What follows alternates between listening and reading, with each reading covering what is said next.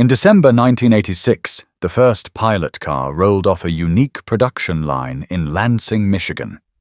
This was not your typical General Motors assembly plant.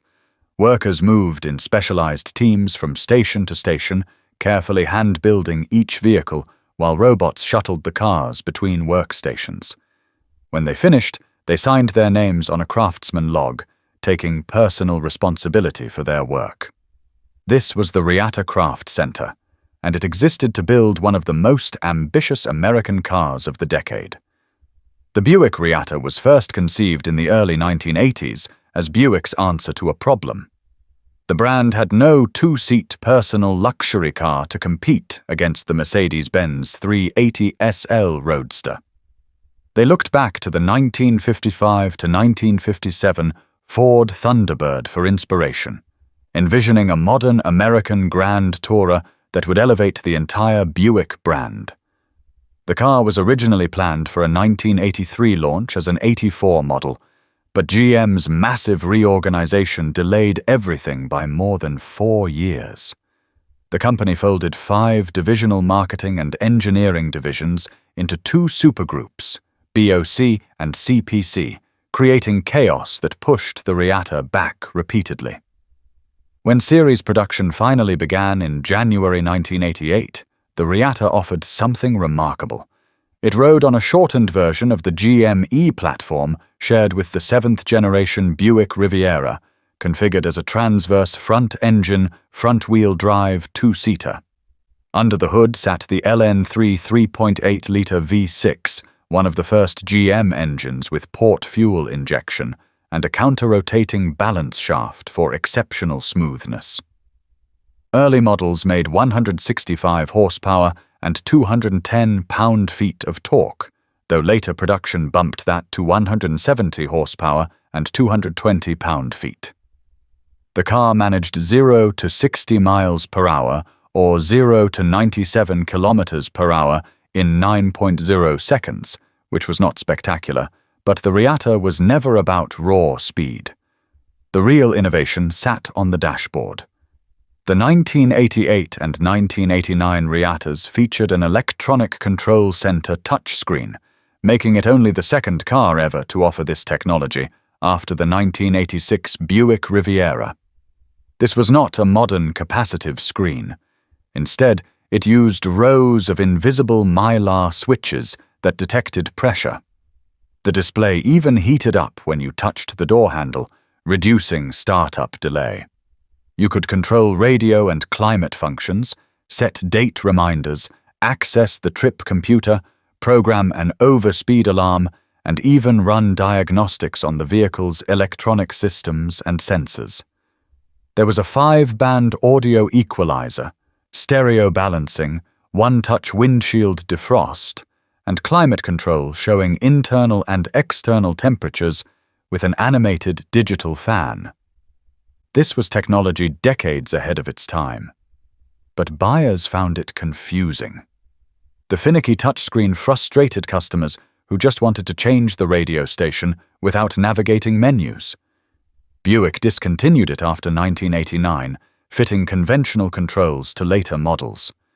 This decision reflected a larger problem. The Reatta was the right car at the wrong time. Production numbers tell the story. Buick projected 20,000 units annually, but never came close. The 1988 model year, in 1989, the peak came in 1990, which included the introduction of a convertible body style alongside the original coupe. Then, in 1991, the final year, total production across all 4 years reached. Of those, 19,314 were coupes and just 2,437 were convertibles. The 1991 convertible shares are especially rare, with only 305 built, making them some of the most uncommon modern Buicks.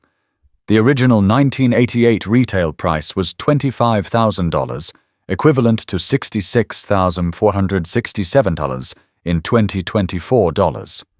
You got 4-wheel independent suspension, 4-wheel disc brakes with ABS, and genuinely high build quality thanks to that hand assembly process. Each vehicle received thorough inspection at multiple stations. Premium materials filled the cabin. This was a real luxury grand tourer, not a parts bin special. So why is the Reatta underrated? It represented one of GM's last attempts at a true hand-built luxury car before automation dominated production. It featured advanced technology not fully appreciated at the time. The build quality was superior to typical GM products of that era. The unique styling has aged better than many contemporaries, and despite being rare, values have not reflected this collectability. Recent market trends show prices dropping 10% across the board despite 1980s nostalgia. You can find low-mileage examples for $19,500 to $20,000, while convertibles command approximately twice the price of coupes.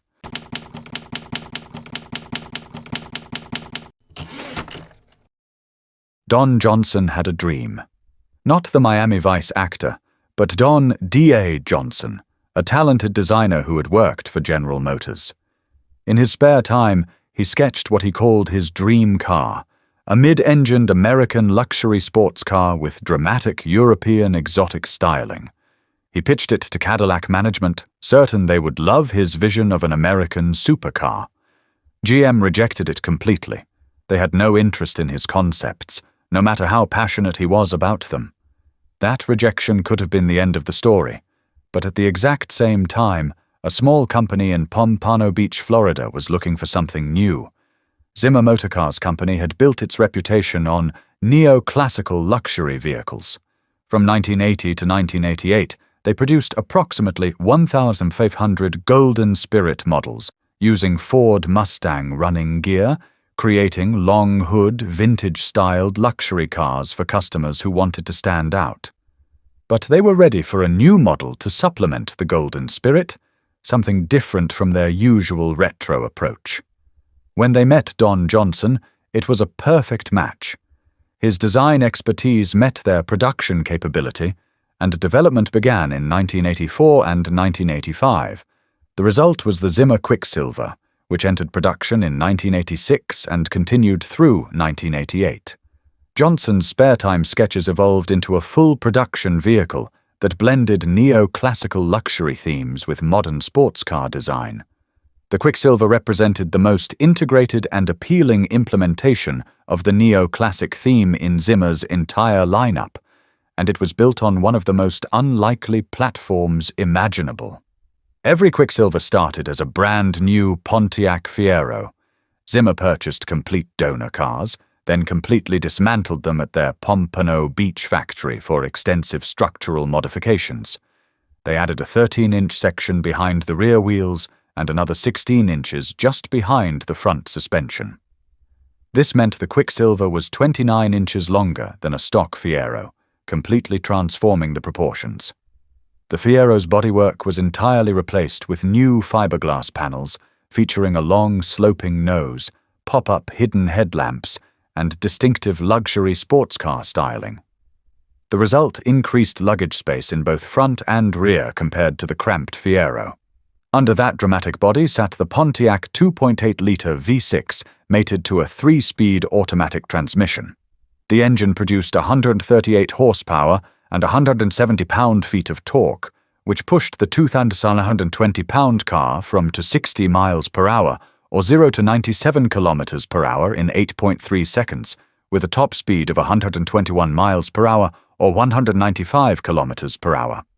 Those numbers sound modest today, but the mid-engine, rear-wheel drive layout gave the Quicksilver genuine exotic car credentials, at least visually. Inside, the Quicksilver was completely redesigned from the basic Fiero. Leather-upholstered seats replaced the standard cloth. Real wood trim adorned the dashboard, not the fake plastic wood common in 1980s domestic cars. New upholstery covered the door panels and center console. A suede-lined ceiling added luxury. The Quicksilver even offered power steering, which was not available on the standard Fiero, along with enhanced climate control, a premium audio system, and upgraded instrumentation.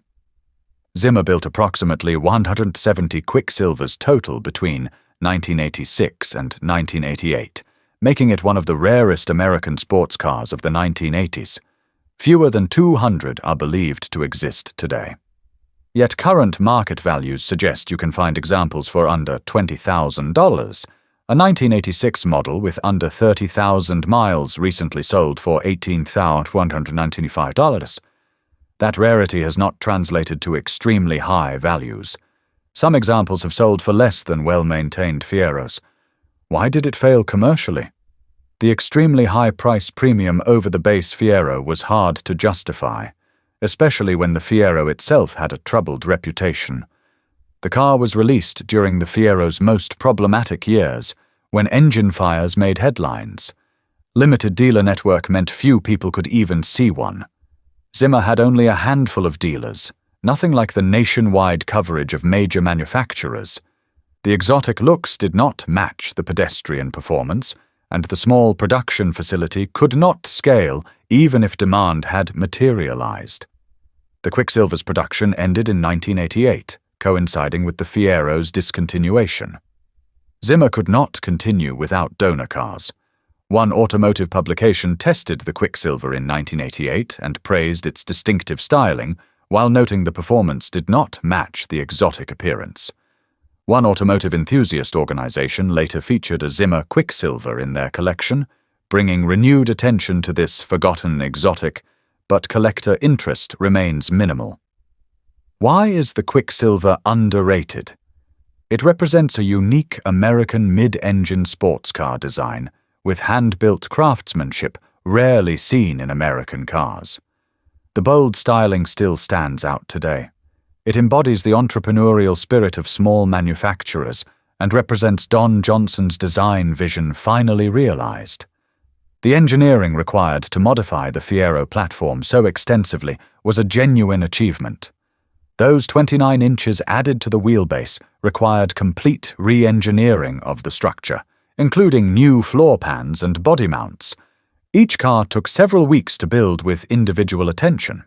The Quicksilver is often dismissed as an expensive Fiero, unfairly compared to contemporary Ferrari and Porsche models. It was misunderstood as pure neoclassical when it was actually a unique hybrid design. Limited exposure means few people know it existed, and it remains overshadowed by the Fiero's later GT models. But the Quicksilver represents the peak of American automotive cottage industry craftsmanship before liability and safety regulations made such ventures nearly impossible. It is collectible rarity without stratospheric prices, a fascinating footnote in 1980s automotive history.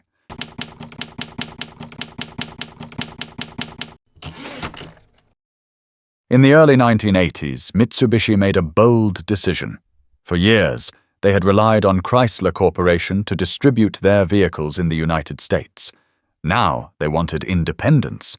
They wanted to sell Mitsubishi-branded vehicles directly to American customers, building their own dealer network from scratch. This was risky. The American market was crowded with Japanese imports, European sports coupes, and domestic performance cars. Mitsubishi needed products that would make buyers notice them. The Cordia was among the first Mitsubishi-branded vehicles sold directly in the United States, alongside the Tradia sedan and the Starion sports car. This compact hatchback coupe was manufactured from 1982 to 1990, introduced in Japan in 1982, and arriving in the United States market for the 1983 model year. The name Cordia came from the French word coeur, meaning heart, and the Spanish word dia, meaning day. It was meant to suggest heart of the day, or passion, though most American buyers had no idea what the name meant. The Cordia received a mild facelift in 1983, and in 1984, Mitsubishi introduced the model that makes this car noteworthy. The Cordia Turbo became the performance counterpart to the larger Starion, creating a performance bookend in Mitsubishi's lineup. It targeted young, performance-oriented buyers and competed against the Toyota AE86, Nissan 200SX, and Volkswagen Scirocco.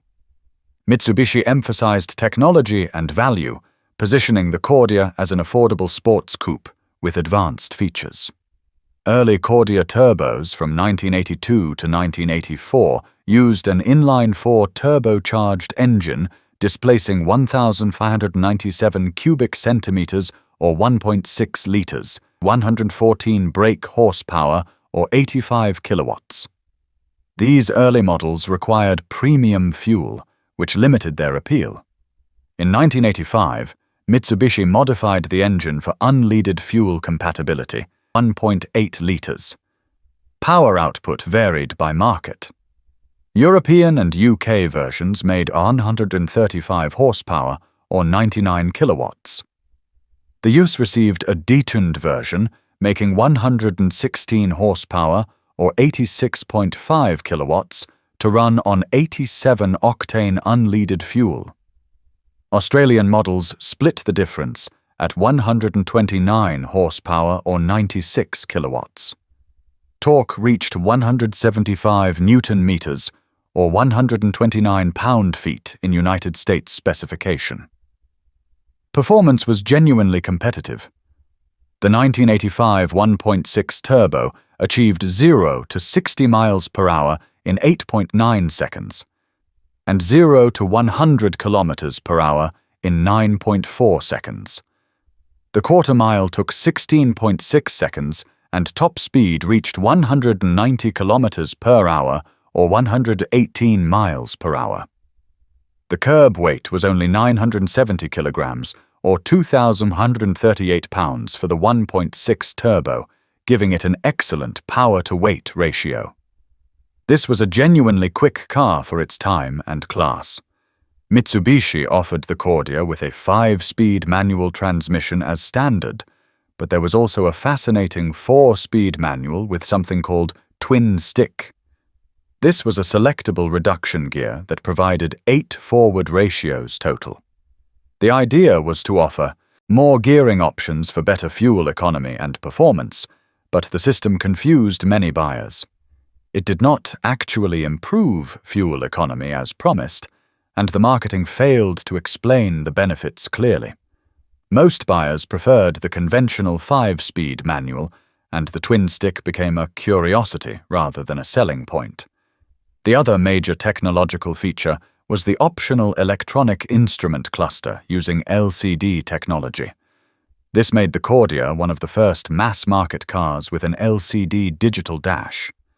The display had a mission control-like appearance with a futuristic design aesthetic that perfectly captured 1980s optimism about digital technology. One automotive enthusiast publication later featured the Cordia's digital dash with positive commentary. The display has become a collectible item, with some enthusiasts extracting them for use in custom builds or displays. Despite these innovative features and competitive performance, the Cordia failed commercially in the United States. Total United States sales from 1983 to 1988 reached under 48,000 units across all body styles and engines. The car sold better in Europe and Australia than in America. Some Australian police departments even used Cordias as pursuit vehicles, testament to their performance and reliability. One automotive publication named the Cordia Turbo their favorite affordable sports coupe's turbo engine, despite the car's commercial failure. Why did it fail? Mitsubishi was building a dealer network from scratch without Chrysler's support. Limited service and parts availability reduced buyer confidence. Competition was fierce. The Toyota AE86 achieved legendary status. The Nissan 200S had an established reputation. The Volkswagen Scirocco offered European prestige. The Honda CRX delivered fuel efficiency and fun. The Cordia had to fight for attention against all of them. Mitsubishi lacked brand awareness in the United States.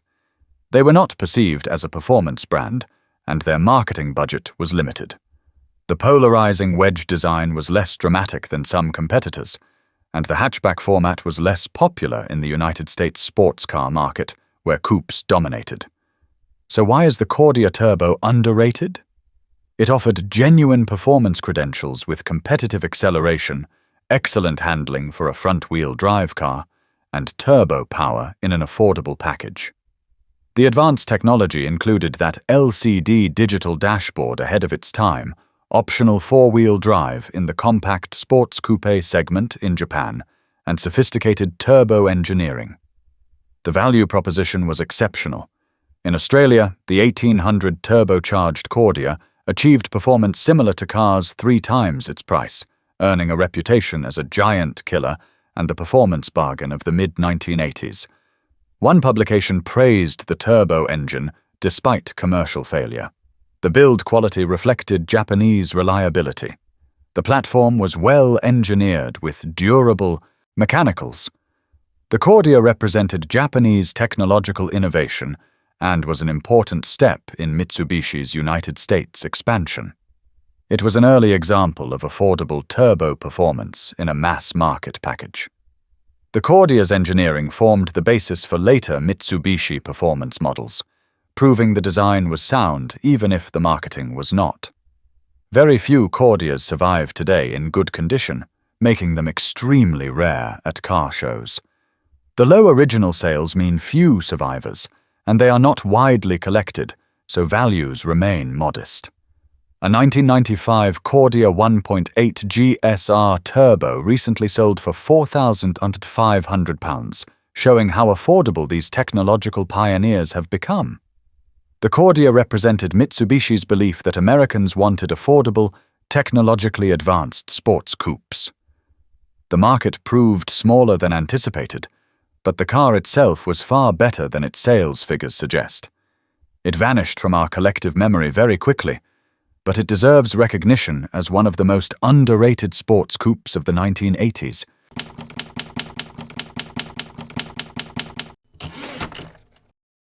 In 1974 and 1976, McLaren Racing won the Indianapolis 500, cementing their reputation as one of the world's premier racing organizations. Founded by legendary New Zealand driver Bruce McLaren, the company had dominated Can-Am racing and supported IndyCar teams through their American division, McLaren Engines, based in Livonia, Michigan. But by the 1980s, McLaren's American operation shifted from visible racing success to behind-the-scenes OEM support work, using their engineering expertise to help manufacturers create special vehicles. One of those partnerships created the fastest Fox body you could buy in 1985 and 1986, yet almost nobody remembers it existed. The American Sunroof Company, known as ASC, specialized in automotive conversions and modifications. They had built a reputation for quality sunroof installations and expanded into complete vehicle conversions in the 1980s, partnering with various manufacturers for specialty vehicles. When ASC teamed with McLaren's American division, they had a specific goal: create the quickest Fox body available. McLaren had prior experience with the Fox platform from 1981 Mustang projects, so they knew the architecture well, but instead of targeting the Mustang, they chose the Mercury Capri as their upgrade platform. This was a bold choice. Mercury had always lived in Ford's shadow, perceived as an old person's car with badge engineering and little performance heritage. But that Mercury badge would also make this car exclusive, separating it from the crowded Mustang market. The program began development in 1982, with first production in 1984 and final production in 1986. The program ended when Mercury dropped the Capri nameplate entirely for 1987, ending Fox body production at Mercury. The ASC McLaren Capri started as a standard Mercury Capri, which shared the Fox body platform with the Ford Mustang. But the transformation was extensive. The standard power plant was Ford's 5.0-litre HO V8 with multiport fuel injection, rated at 200 to 210 horsepower and 285 pound-feet of torque. However, McLaren coupe modifications included the Ford Motorsport B303 camshaft, significantly increasing power beyond the rated figures. Actual output was estimated over 225 horsepower, making this the most powerful Fox body available during those years. Performance was spectacular for the mid-1980s. The ASC McLaren Capri achieved 0 to 60 miles per hour or 0 to 97 kilometers per hour in well under 6 seconds and ran the quarter mile in the mid-13-second range. This was the quickest Fox body available from 1985 to 1986 and the quickest Ford product available in those years, faster than the Mustang GT and even the high-tech Mustang SVO. Yet the ASC McLaren Capri barely registers in Fox body enthusiast communities today. The modifications went far beyond the engine. The suspension system was completely revised, drastically improving dynamics over the standard Capri. Handling, cornering capability, weight transfer, management, and road holding all improved dramatically. Some automotive journalists who tested the car in 1985 and 1986 considered it the best handling Fox body ever produced, better than any Mustang variant. The car rode on signature Campagnolo honeycomb-style wheels wrapped in BF Goodrich CompTIA radials, sized 225/50/15, which were low-profile tires for that era. The wheels gave the car an exotic European appearance, distancing it from typical domestic muscle cars. Inside, Recaro bucket seats became a signature feature.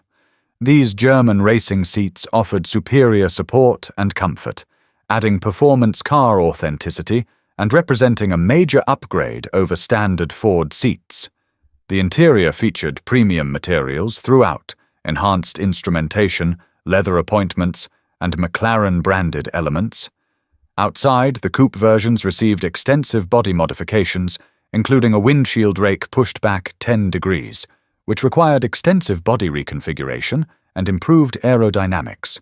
The rear seats were removed from coupes to accommodate the structural modifications and maintain proper weight distribution. One of the most unusual features was the built-in radar detector, factory-installed and integrated into the dash. This was extremely rare for a factory car and represented an acknowledgement that the car's performance would likely attract speeding tickets. Hella fog lights and performance-oriented gauges completed the package. Production numbers were extremely limited. Total production across all years and body styles reached just 874 units. In 1984, only 10 coupes were built, all in midnight blue, making these the rarest and most collectible ASC McLaren Capris. In 1985, production increased to 150 coupes and 186 convertibles. The final year, 1986, saw 115 coupes and 245 convertibles, though some sources say 264 total for 1986. Total coupe production reached 275 units, while convertibles totaled 557 units. For comparison, ASC built 1,791 McLaren Mustangs during the same period, making the Capri significantly rarer. Why is the ASC McLaren Capri underrated? The Mercury badge carries stigma. Mercury was perceived as an old person's car, lacking Mustang's performance heritage. Badge engineering bias and brand image problems hurt the car's reputation. Small production numbers meant limited exposure with a small marketing budget. The car was overshadowed by Mustang variants, and few people knew it existed. Collector market neglect means values have not appreciated significantly. It is overshadowed by the Buick GNX and Celine Mustangs. Fox body collectors prefer the Mustang badge, and the ASC McLaren Capri barely registers in the classic car market. Mercury's discontinuation in 2011 means the brand has no enthusiast following, parts and support are limited, and there are no manufacturer heritage programs. The confused identity, being neither quite Mustang nor quite luxury Mercury, meant the hybrid nature confused buyers. But the ASC McLaren Capri deserves recognition. It was the fastest factory Fox body when new with genuine McLaren racing pedigree. The exceptional build quality and exclusivity, with fewer than 900 built, made it superior to contemporary Mustangs. The hand-built attention to detail, advanced suspension engineering, and performance rivaled European sports cars. The B303 camshaft from Ford Motorsport was the same component used in SCCA racing Mustangs, giving the street car genuine racing DNA. Bruce McLaren's company won the Indianapolis 500 twice, before the American division partnered with ASC to create street performance cars. That heritage alone should make this car legendary, but instead, it remains one of the most underrated and forgotten performance cars of the 1980s.